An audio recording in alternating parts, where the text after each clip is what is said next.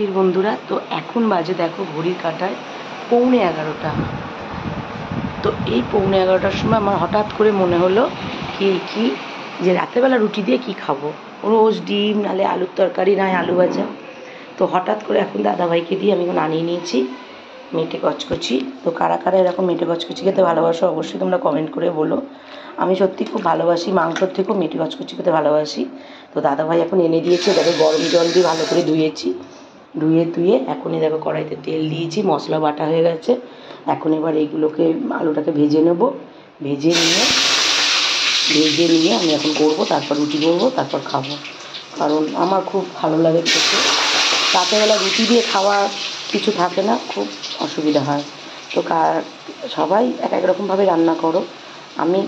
আমি কীভাবে রান্না করি সেটা তোমাদের একটু দেখাচ্ছি। দেখো পাশে আবার রুটিও করবো। এটা একটু মশলাটা কষতে দিয়ে বসিয়ে তারপর রুটি করবো।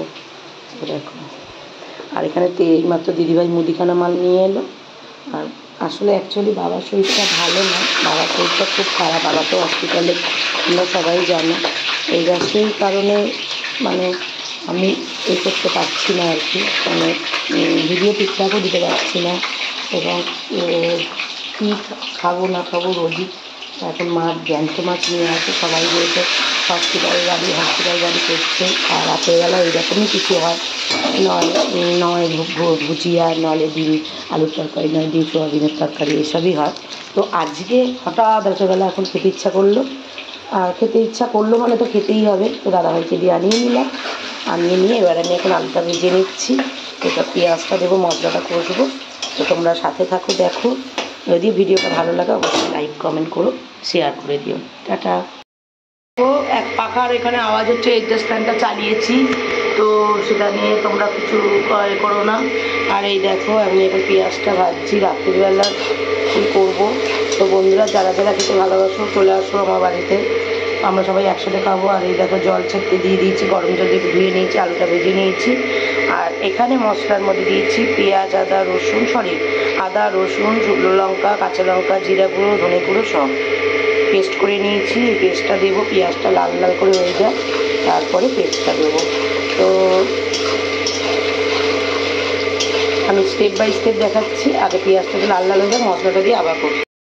তো তোমরা দেখতেই পাচ্ছ এই যে আমি এখন মশলা কষাতে দিয়ে দিয়েছি, মশলাটা কষাবো, মশলাটাও কষছি দিয়ে যেহেতু আমি কচকচি গলা করছি, তো রসুন পেঁয়াজ আর একটু গরম মশলাটা বেশি দিয়েছি।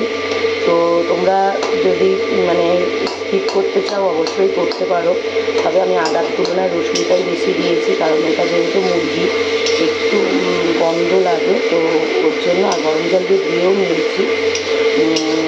তো চলো তোমরা দেখতে থাকো।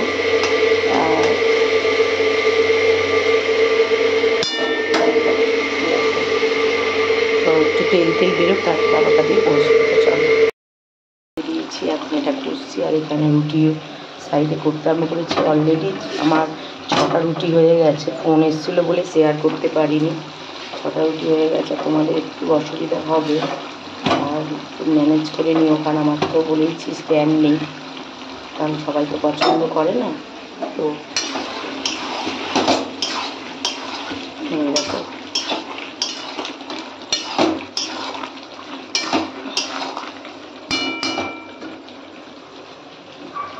চলো রুটিগুলো শিখে নিই।